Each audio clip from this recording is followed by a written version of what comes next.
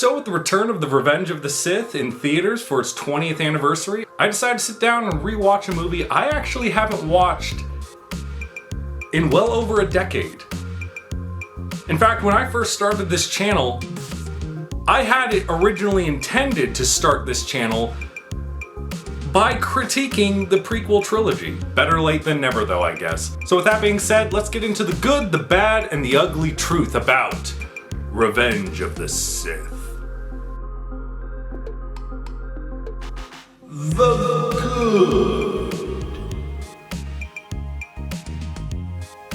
Easily right out the gate, one of the most major things I can give this film credit for, and not just Revenge of the Sith, but just the entire prequel trilogy for. It brings to the table a level of creativity we simply have not seen recreated in Star Wars since. There is so much going on in these movies, and literally right out the gate, at the start of Revenge of the Sith, you are plopped right in the middle of a gigantic space battle that we really don't see anything similar to up until The Rise of Skywalker, and really that is something that just shows up in the last 20 minutes of the film, and it's not really focused on as much as this opening scene is in Revenge of the Sith. It gives you time to take it all in, see the depth and scale of the battle that is happening over Coruscant. It is without a doubt one of the most spectacular openings to a Star Wars film that has ever been done. And take it from someone who enjoys the sequel trilogy, I myself can fully acknowledge that there are a lot of elements about those movies that are clearly derivative of the original trilogy. Whereas for the prequel trilogy, especially for Revenge of the Sith, you had George Lucas taking Star Wars in directions that literally had not been seen up until that point, and unfortunately has not been seen since. I think anyone being even a little bit fair and even-minded can acknowledge that there are some pretty epic moments in the sequel trilogy. And there are things that are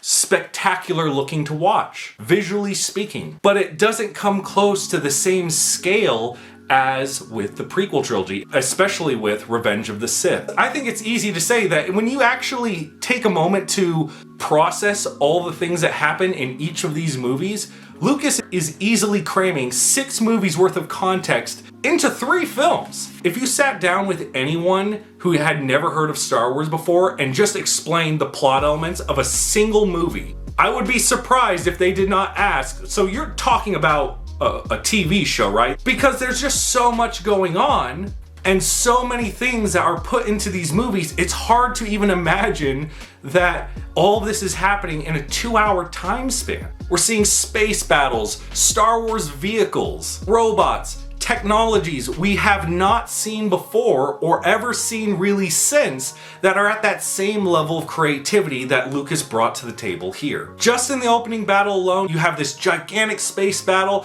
You have Anakin and Obi-Wan flying their private Jedi starfighters. Their ships are getting attacked by these little bug droids that are trying to disable their ships. It's really creative, it's really wild, and it's really fun to watch. But this movie in particular also locks down one of the most important elements that I look for in a film, and that is the visual expression.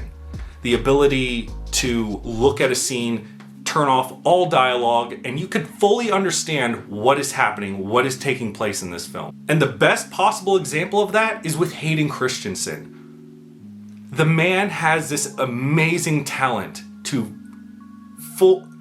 create such beautiful visual expression on his face. When he is sad, when he is contemplating these terrible thoughts that are in his head, and he's looking off into the distance, you just see the remorse, you see the pain that is in his face, that's in his eyes, that is such a perfect show of the man's ability to act. Because acting is not just reading dialogue, it also has to do with a person's ability to emote. And Hayden Christensen does incredible in this job as Anakin Skywalker. And you know, when I sat down to watch this film, I really was just sitting there thinking about the things that really annoyed me the last time I watched this film. But as I watched it, after all this time, this big long break from watching those films, I was picking up things that I didn't remember. I was actually pleasantly surprised to rewatch some of those scenes and go, that's actually not that bad. Sort of gives you something to think about. When you allow for enough time to pass, things that might have been an issue when you were younger aren't as big of an issue later on in life. But most of the praise I really want to give to for this movie is with Ian McGregor and his portrayal of Obi-Wan, because out of everything I remember from the prequel trilogy, the one element that always stood out as the major positive was Ian McGregor. He is, without a doubt, the only person that I could ever imagine playing this role. This isn't to say I wouldn't be accepting of someone who could potentially play the role of Obi-Wan in the future. I'm just saying that out of every actor I can possibly think of, the only person that I can truly envision stepping into those shoes and playing that character as well as Ian McGregor did is just Ian McGregor. But I also feel like out of all of the characters in the film, he has the most dialogue that's the best. It's almost like he got the main character dialogue, even though in this movie, he's not really the main character focus. It just feels like Obi-Wan's character has more of a presence in a film trilogy that isn't necessarily really about him. Sure, a part of it is about his relationship with Anakin, but I wouldn't say that he is the main character of that trilogy. It'd be sort of similar to saying something like Vader is the main character of the original trilogy, or Kylo is the main character of the sequel trilogy. It's like they are primary characters, but they are not the direct main focus of that trilogy. Do you get what I'm saying? And you know, if we're really being honest, this is the movie that has the most historical moments in all of Star Wars history.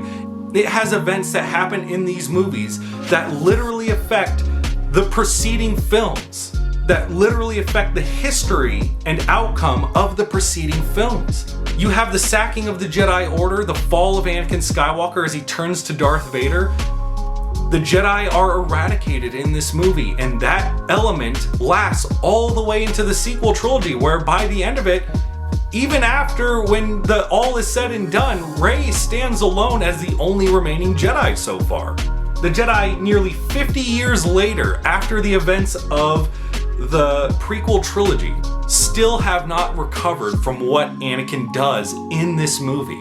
And there's a lot of iconic moments in the preceding trilogies, but there's really nothing that actually compares to seeing Anakin leading the 501st into the Jedi Temple, seeing the giant space battles consisting of hundreds, thousands of ships, where you don't actually know who's going to win, where you can't actually tell who's winning. This is also the movie with some of the most iconic, impactful scenes that we have seen in a Star Wars film. Palpatine's slow corruption of Anakin as he tells him the story of Darth Plagueis is probably one of the most enthralling scenes to just sit down and listen to Palpatine subtly give his pitch to Anakin of joining the dark side, slowly whispering the details of answers that he knows Anakin is searching for, and watching Anakin visually emote in such a way that is just beautiful to watch.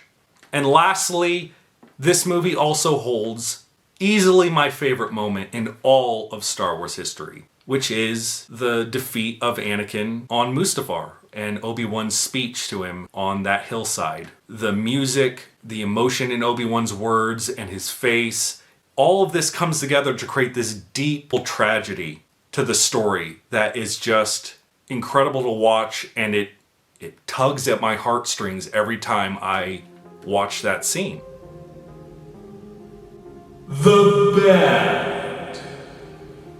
Now, earlier in my comments, I did note that one of the biggest qualities about the film had to do with Hayden Christensen's and Ian McGregor's ability to physically emote for their characters. And I still maintain that belief. Their ability to visually emote is some of the most powerful acting of the film.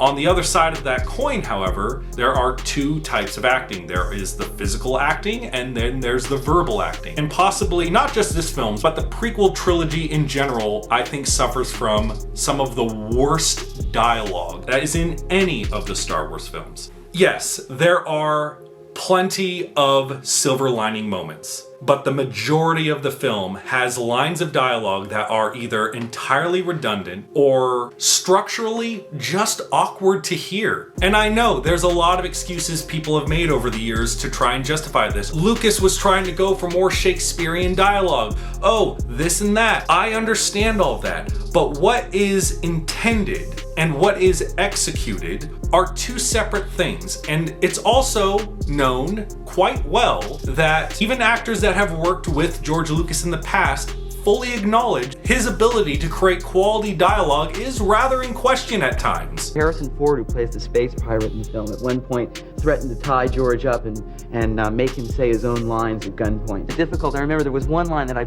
just begged him to take out of the screenplay, and he finally did. But we can't turn back. Fear is their greatest defense. I doubt if the actual security there is any greater than it was on Aquilai or Soas, and what there is most likely directed towards a large-scale assault. And I thought, who talks like this, George? No, it's because I'm so in love with you. So love has blinded you. Well, that's not exactly what I meant. It's probably true. Hold me, like you did by the lake on Naboo. So long ago when there was nothing but our love. No politics, no plotting, no war. The best, and this isn't just a George Lucas exclusive problem, this is something I've seen in a lot of films. The first one that comes to mind is The Hunger Games, and I distinctly remember in the very first movie, there's a scene where Katniss and her sister are getting ready to go for the big choosing ceremony, and she tells her sister, "Don't forget to tuck in your tail, little duck." And again, I instantly recognize that as possibly dialogue from the book. And I'm sure in the book that sounds fine, but hearing it spoken out loud, it just doesn't sound natural. And there's just a lot of little moments like that. There's moments between Anakin and Padme where they speak to each other in just such a way where it's like, I feel like Lucas is trying to be cutesy with the dialogue, but it just comes across as awkward, and it just further reinforces the idea that these are characters that are not developed enough to have a realistic, loving relationship. Because throughout at least the last two movies of this trilogy, the way their romance is set up is just fundamentally flawed. From the moment Padme and Anakin start talking to each other like adults and talking about their feelings for one another and sharing their ideas with one another, Anakin, for the majority of the time, is disturbing Padme. Not just when he's looking at her with those creepy eyes at times. You know, there's some justification there given that he's a Jedi and he's expected to be celibate basically his entire life. He's gonna be awkward around women. But it more comes down to the fundamental differences in ideology when they're literally out on a date together and she's asking him, you know, what are your political views? And from what he says something along the lines of, oh, essentially, I believe in authoritarian dictatorship. And you see Padme has this look of, that's disturbing that you think like that, but that's just weirdly glossed over. 40, 50 minutes later, you have Anakin confessing that he murdered an entire village, women and children included, and referred to it like slaughtering animals. And again, you have Padme looking fundamentally disturbed, and yet that somehow leads to these two forming a love relationship. Fast forward to Revenge of the Sith, and you still have this dialogue between these two where it's like they're trying to be cute, but at the same time, it's just built on this fundamentally flawed logic on why they're even together to begin with. And it's due to that where one of the biggest flaws of this film really shines. And it all revolves around Padme. And I've talked about this particular moment before in Star Wars, where Obi-Wan comes to Padme after the sack of the Jedi Temple, and he sits down with her and he's telling her how concerned he is for Anakin's well-being,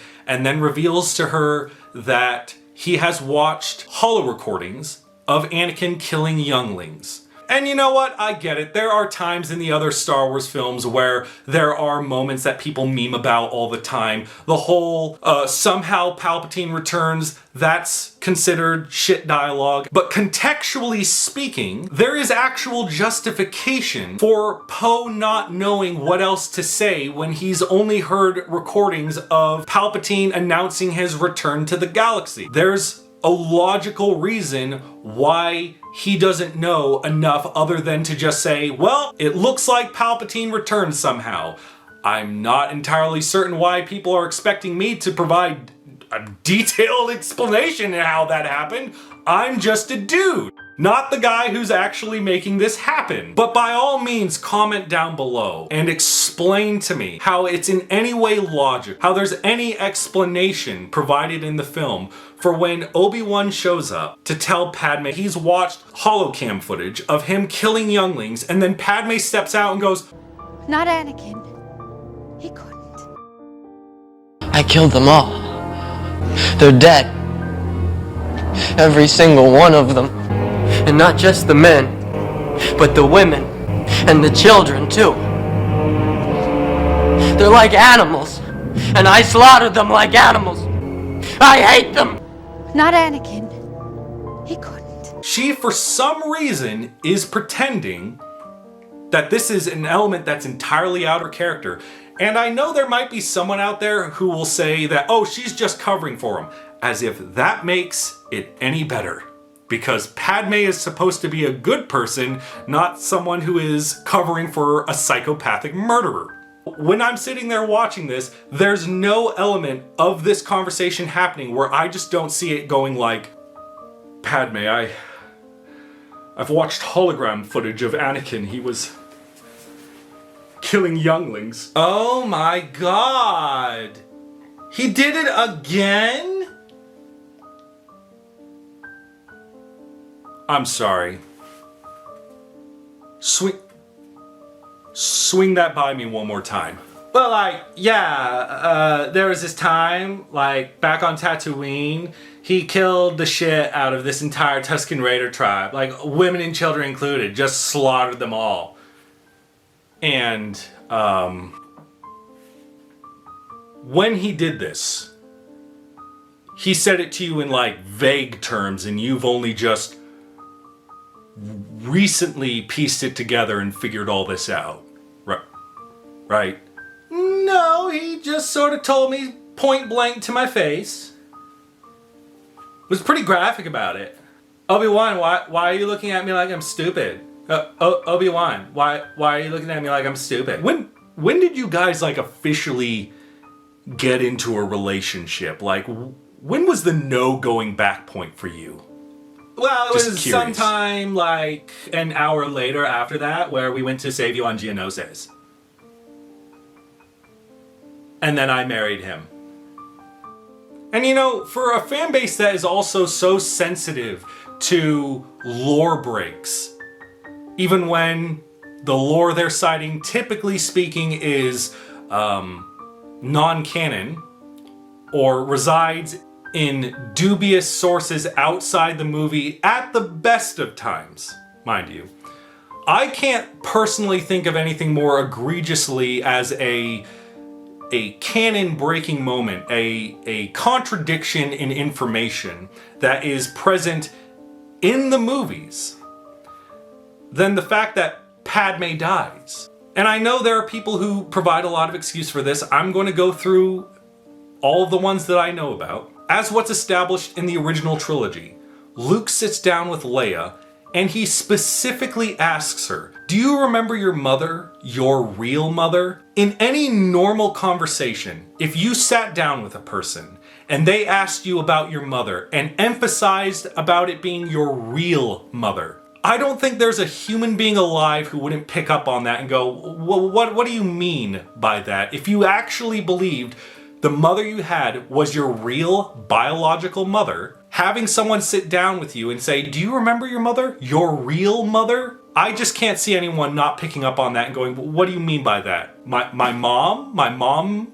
Organa? My real biological mom Organa? It seems like a really weird thing for you to stipulate, because I fully believe that she is my biological mom. But then you also have to keep in mind that Leia also talks about how her mother died when she was very young, which is in contrary to what is canon in Star Wars, because her adoptive mother only dies with the destruction of Alderaan. So what is Leia saying in this moment? That, oh yes, my mother died when I was very young, a whole 2 years ago?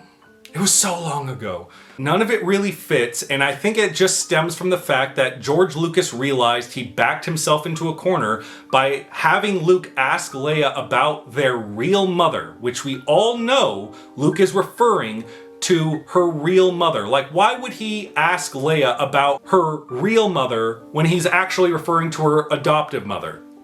When it's all in relation to the fact that he's trying to lead the conversation into revealing that he is actually Leia's brother and that they're related, which means who she has always identified as her real family is not her real family. This is before the Kenobi series came out, and they just sort of reinforced the information that Leia also always knew that she was adopted, which doesn't help the situation at all.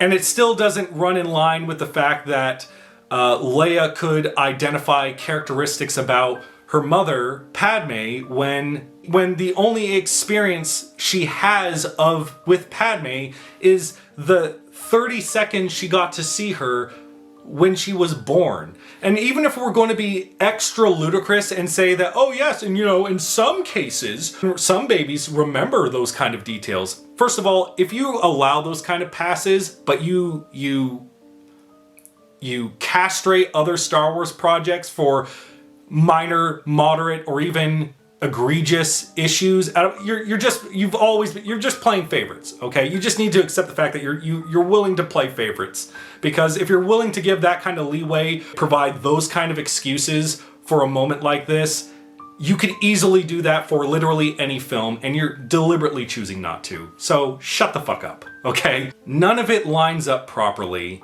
for it to make logical sense.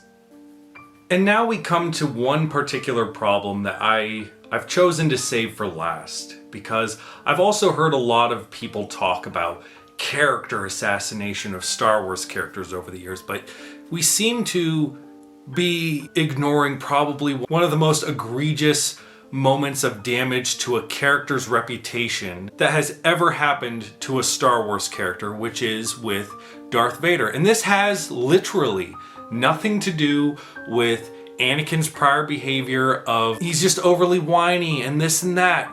Let's just, for the sake of argument, accept all of that at face value. None of that actually harms Vader as a villainous character. It just comes down to one particular moment for me, and it's because of this one particular moment, Vader as a villain has been permanently altered in a way that he will never recover from. And it has to do with him killing children. Vader, or in this case Anakin and Vader both just simultaneously, have had no problem butchering children on multiple occasions.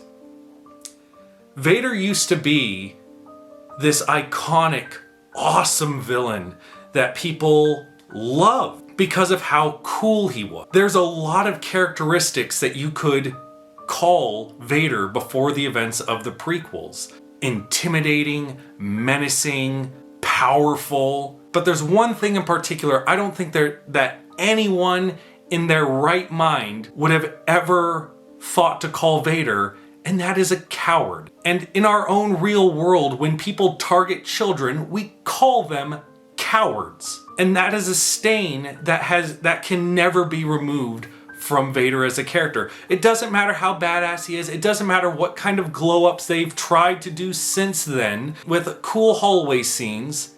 At the end of the day, the black mark of, yeah, but you killed children, so you're just kind of a bitch, will always linger over Vader's head. And the ugly truth. What can I say? I literally started this channel with the desire to start my first videos critiquing the prequel trilogy. And in all honesty, it was going to be in much the same manner that many other YouTubers had been doing, sharing the same vitriolic spite for those films that I had for them at the time, that I developed for them at the time. But I didn't. I honestly couldn't tell you the reason why, but I let it go. And I focused on other things that made me happy. And coming back to it now, 20 years later, sitting down with the film, I can honestly say I enjoyed myself. Despite the complaints I had, despite how detailed I could get about the things that bother me about the movie, the level of creativity that was brought to this table is unparalleled in any other Star Wars film. Its creation alone justified the creation of the Clone Wars series, which is some of the best Star Wars content ever created. If I could thank these movies for just one singular thing, it would be for that. Because even if I were to collectively say I don't like the prequel trilogy, if they need to exist in order for these other projects to exist, these other elements of Star Wars to exist, I happily accept their inclusion. I happily accept their existence in canon. And this isn't to say that I hate the films. I've sat down and rewatched all of them, and the animosity I had to them is not the same as what it was 15 years ago. I see things now differently, more clearly, more maturely than I did back then. There are still elements that I do not like, and I can easily point those things out. But the net problems they bring to the table do not outweigh the brilliant creative storytelling that Lucas brought to the table. And collectively speaking, the only real issue that I think these films collectively suffer from is the dialogue. And the beautiful thing about these films is if you were to cut the dialogue entirely and you were to just listen to the movies with the music, just to have that little extra flavor, you can fully grasp and understand the story from just what the visuals are conveying. And it's brilliantly done. And it's something that I myself have tried to copy and to strive for in my own film projects. And I have George Lucas to thank for that, because it's my favorite form of storytelling, and it's something that is constantly present in Star Wars. You don't need to hear Vader yell no when he saves Luke. You can see the conflict on a face that cannot emote, but just from the music, from the actions of the character, you can see the conflict. You can tell the entire story of the prequel trilogy. You can tell the entire conflict of Anakin Skywalker just from the visual elements alone. From his frustration, to his anger, to his resentment of the Jedi Order, to his relationship with Padme. You don't need to hear a single line of dialogue to understand what is going on. And he managed to do that in all three films in a way that has never been done again. And it's beautiful. The films are not perfect. Revenge of the Sith is not perfect. It's not even my favorite Star Wars film. But doubtlessly, the prequels brought an element of creativity, which is something I'm going to continuously hammer on, that we have not seen again since George Lucas left. This isn't to say I don't like the newer Star Wars projects, but it just seems very clear that those creating the new Star Wars content are basing it off of what's been done before. And sometimes they try new things, but they don't do it at the scale George Lucas would do. Maybe that's a good thing. Maybe that's a bad thing. I'll let you be the one to decide.